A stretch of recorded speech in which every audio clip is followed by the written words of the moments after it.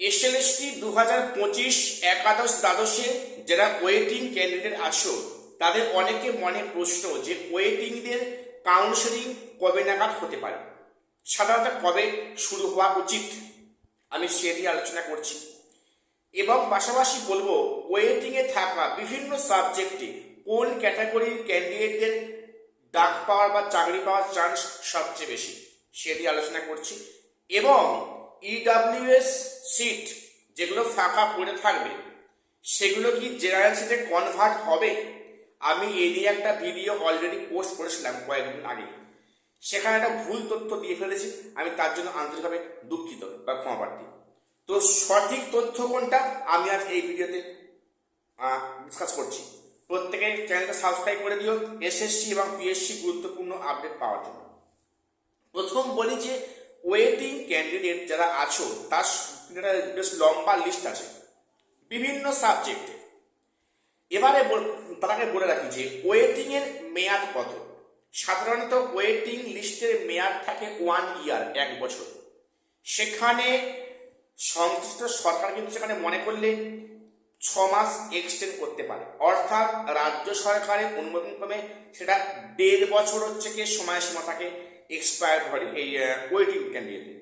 অর্থাৎ ওয়েটিং লিস্টের মেয়াদ এমনি 1 বছর, সেখানে 6 মাস এক্সটেন্ড করে সেটা হবে 1 বছর 6 মাস বা 1.5 বছর। অর্থাৎ 1.5 বছরের মধ্যে কিন্তু যাদের নেওয়ার নিতে হবে। যদি 1.5 বছর পার হওয়ার পরে হয় তাহলে সেটা হয়ে যায় এক্সপায়ারি অফ প্যানেল, যেটা এখনো মামলা হচ্ছে 2016 কেসটা। ঠিক আছে, তো সেখানে ওয়েটিং ক্যান্ডিডেটদের যে কাউন্সেলিং হবে সেটা কখন হতে পারে। দেখো, এই যে এখন যে ফার্স্ট ফেজ কাউন্সেলিং হচ্ছে, এই ফার্স্ট ফেজ কাউন্সেলিং শেষ হওয়ার পরে কিন্তু এর পরে পরেই সেকে মানে ওয়েটিং এর কাউন্সেলিং হওয়ার সম্ভাবনা আছে বিভিন্ন সাবজেক্টে, এবং সেটা একটু টাইম বাউন্ড প্রসেস। কাজেই প্রথম ফেজ কাউন্সেলিং হয়ে যাবে, সেখানে স্কুলে জয়েন করবে, তারপরে কিন্তু ওয়েটিং থেকে ডাকার সম্ভাবনা আছে বা ডাকবে।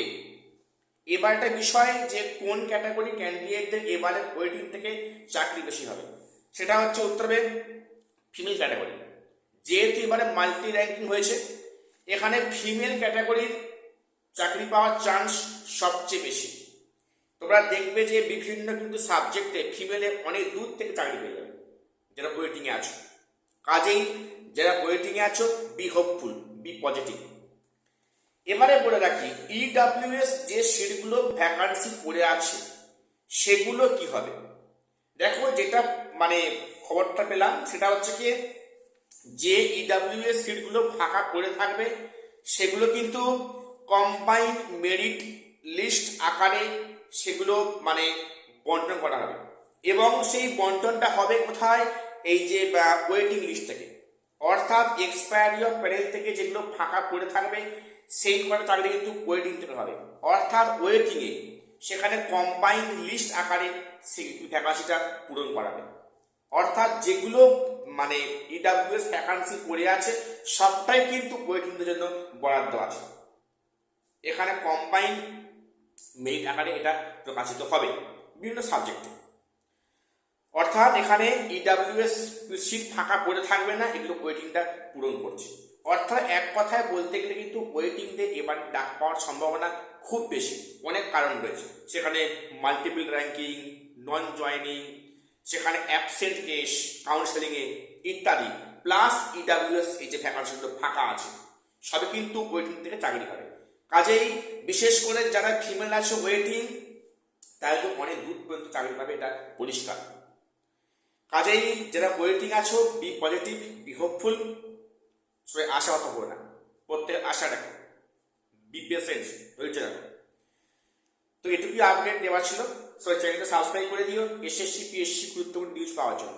আর শেষ করলাম, দেখা হচ্ছে পরের কোনো ভিডিওতে।